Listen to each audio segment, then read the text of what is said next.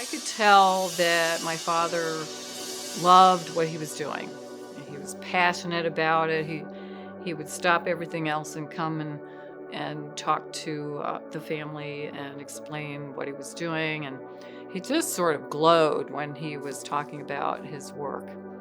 So as a child, I instinctively knew that he was doing his life work. I'm Celia Bertoia, the daughter of Harry Bertoia. Here's the late sculptor, Harry Bertoia.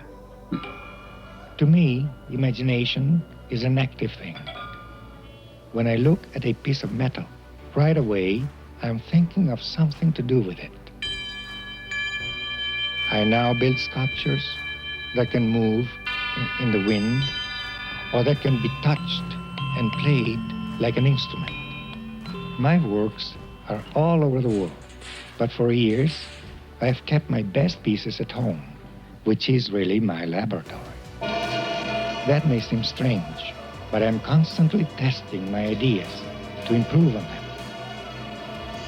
I think that these sculptures provide a way for people to get an immediate response to my work, and that gives me satisfaction. The sounding sculptures came about around 1960, and as Harry was working on this, he was bending a wire and it broke off and hit something and made a twangy sound. And he thought, wow, what would happen if there were 10 or 20 or 100 of these wires?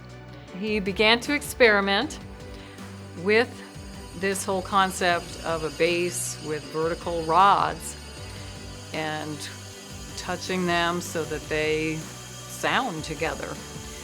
And his brother Oresta was a musician, so he suggested, gosh, Harry, why don't you put a lot of these together in an orchestra? So he did that. We had a barn that he had remodeled in Pennsylvania, and he put about 100 of these sounding sculptures in there, all different sizes and types, of different metals. Turned out to be a phenomenal experience.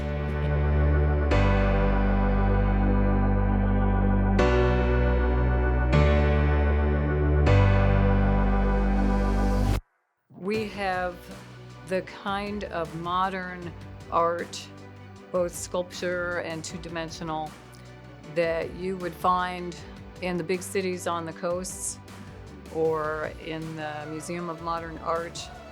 But to have it here in the St. George area is pretty special. A few words that might describe my father's works: spiritual, otherworldly, concrete.